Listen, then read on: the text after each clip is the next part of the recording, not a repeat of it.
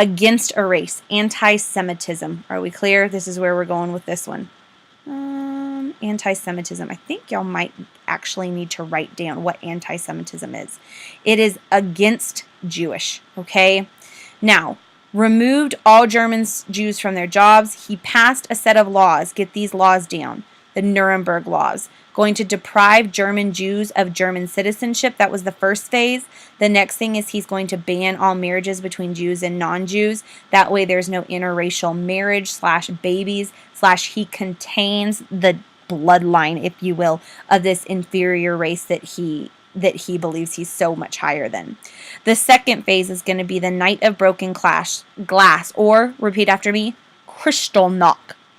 Kristallnacht. Technically translated as the Night of Broken Glass. We go from literally passing laws and hating Jews in anti-Semitism Germany to now we are going to go and destroy all of their properties, their businesses, everything. You have to understand that during this time period, Jews were oftentimes some of the most rich people in Germany. And a lot of German people were seeing the Jews be very rich, and they were angry about the fact that they had to work 15 to 16 hours a day in a factory and never saw any wages because Germany was still trying to pay off the war reparations. Technically, we did not see Germany pay off the war reparations of the Treaty of Versailles until like 2010 or something like that. And in the 1930s, they were all working jobs to pay off the war debt. And a lot of these Jews were very, very rich with nice businesses and nice houses and nice everything. So when Hitler comes up in the middle of the Great Depression and says, look at them, look what they have, it's their fault we're in this, a lot of people unfortunately believe him and they turn to the Nuremberg laws. Then turn to Kristallnacht, and they destroy all of the property. From there, the phases, that was your first phase, okay, citizenship rights, Nuremberg laws, Kristallnacht. Phase 2, let's talk about this. The first thing that happens is World War I begins when we see Hitler enter Poland, but the Holocaust begins in 1939. He calls it the final solution, circle that please. He forces Jews into ghettos and forced labor camps, and from then he begins the mass extermination of Jews and Eastern Europeans, basically his undesirables, and he had in World War I seen something that actually we call World War I the world's first modern war. It was the first time in any world history that we saw technology used in warfare. One of that pieces of technology was poison gas. Hitler sees it and then duplicates it, unfortunately, on innocent people. I will tell you that one of the hardest things for me is to teach the Holocaust. It's just not something that is easy to teach. It's not something that you have to know tons of details about, but it is unbelievably important to history. These little beautiful babies with their Star of David, they were forced to wear the Star of David. All people were to signify them. They were shaved. They were put in these camps. They were forced. The children were killed because they couldn't work, and the Nazis didn't feel if the children can't work and if they can't provide a profit, they're just sucking our air and eating our food. And so they would go to these concentration camps. This one right here, down on the bottom, most famous concentration camp. I shouldn't say famous, most infamous concentration camp there is. It's actually Auschwitz. So many people were killed. I don't even have the words for it. And all because Hitler said, blame them. They're inferior. This picture right here over in the bottom right hand corner, really take a close look at that, and just that's how they lived, if they lived. This guy right here, by the way, see that guy? Have y'all ever heard of that movie, Elie Wiesel's The Night? That is Elie Wiesel right there. It's just the gas chambers. This is one of the Auschwitz gas chambers. There are some amazing movies on this. Extra credit. If you want it, you can watch The Boy in the Striped Pajamas, or you can watch, if you really want to, and I've got about 7 copies of it. It's unbelievable. It's long, but I would give out some massive extra credit if you've ever want to watch Schindler's List. It's this story about this guy that basically he's a Nazi, and he's a Nazi to make money, but he starts to see how this is wrong, and he starts smuggling Jews out. And he basically saves their lives. Death toll, 11 million, including 1.5 innocent children. wasn't just Jews, it was gypsies, it was African Americans sometimes, homosexuals, anybody that was not part of what's his master race called? The Aryan race. Now, last little bit of dictators, okay?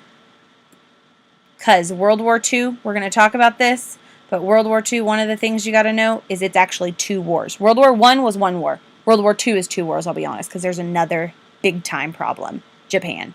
Pause it, get it down. The Empire of the Sun, basically, is what we're looking at. Economy hurt by depression. Literally, it was a worldwide economic depression. Japan was hurt just as bad. Japan actually starts to see a rise up in militarism. You might want to circle that. That's their type of government. What's their type of government? What's the root word? Their military. There is no government. It's the military. Literally, you have Emperor Hirohito and Hideaki Tosho. Okay, right here, this is their military mastermind. These military leaders rose to power, built up their military, formed a military agreement with Germany and Italy, becoming what we will know as the Axis powers. Say that. Axis powers. I hope you said it. Japan's idea was manifest destiny, just like ours, but theirs was to expand not across their country, theirs is an island, but into China and the rest of Asia by invading Manchuria and northeastern China for resources. So I'm going to be really honest with you, and this might not go over well with some people, but we have a manifest destiny to take over the entire coast to coast. They had a destiny to take over China. Is it that much different? I'm not really quite sure. But I will tell you that because they are a dictatorship is not looked upon well. And also, I'll tell you one other thing. Who trades with China? Everybody. What was that policy called? The open door policy. And so if they're trying to take over China and they're screwing our money, do you think we're going to probably get a little upset? Threatens island possessions, open door policy. So we send in some help.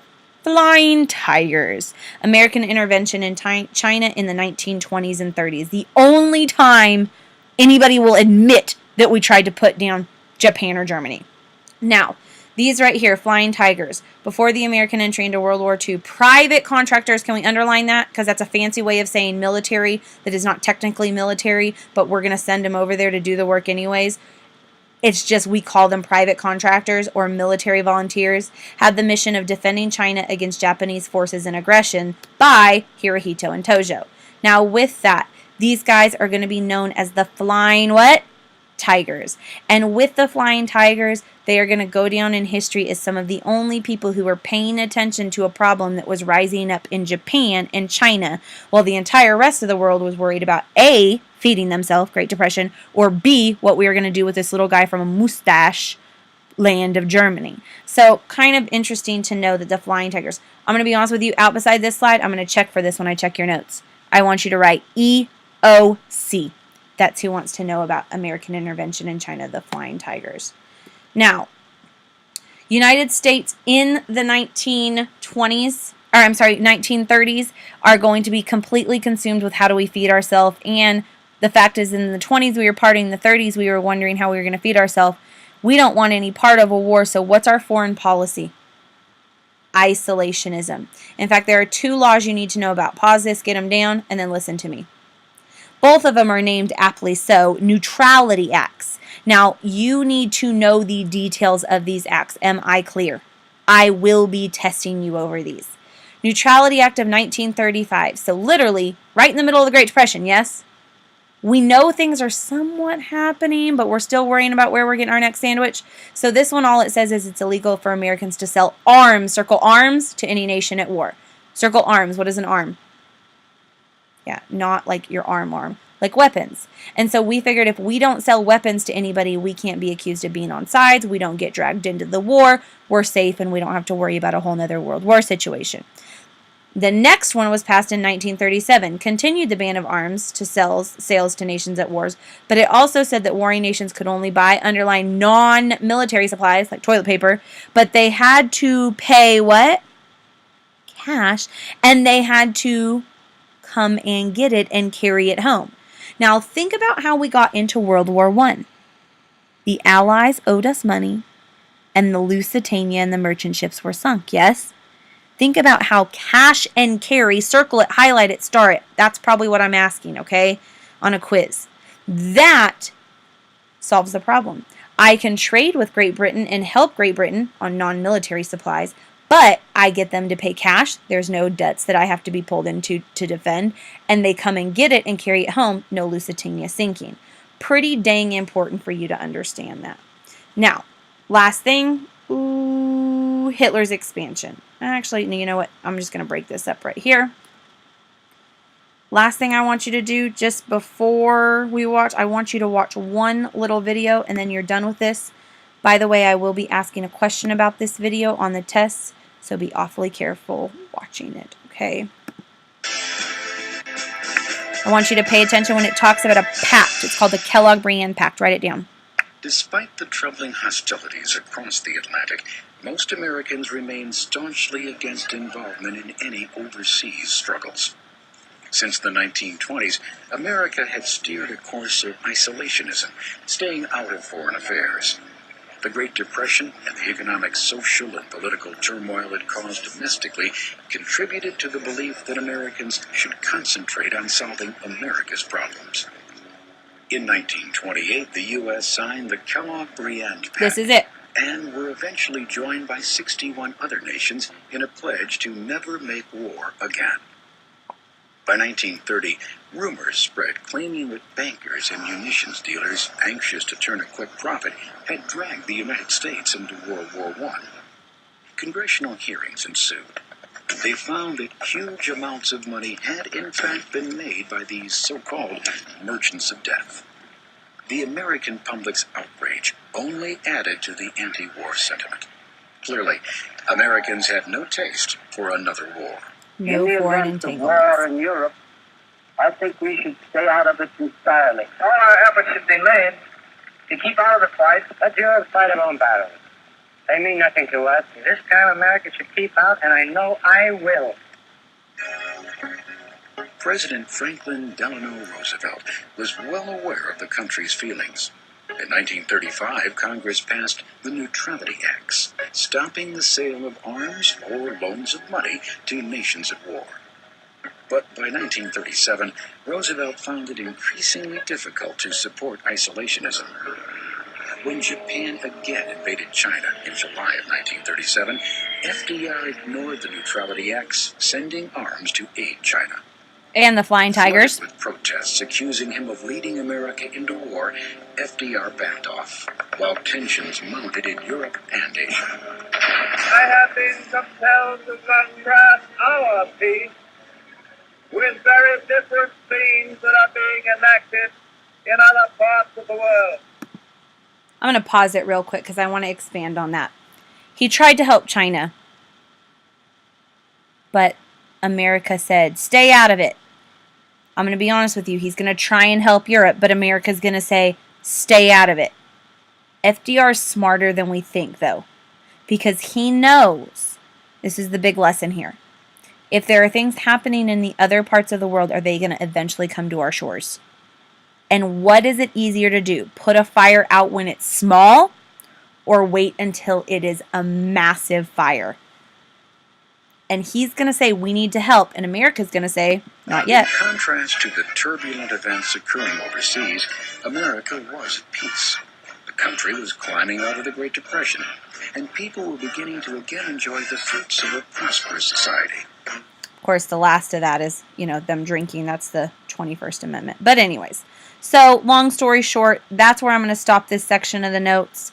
Make sure that you have everything down you need to. Make sure that you're ready for a quiz and you're ready to go. Bye.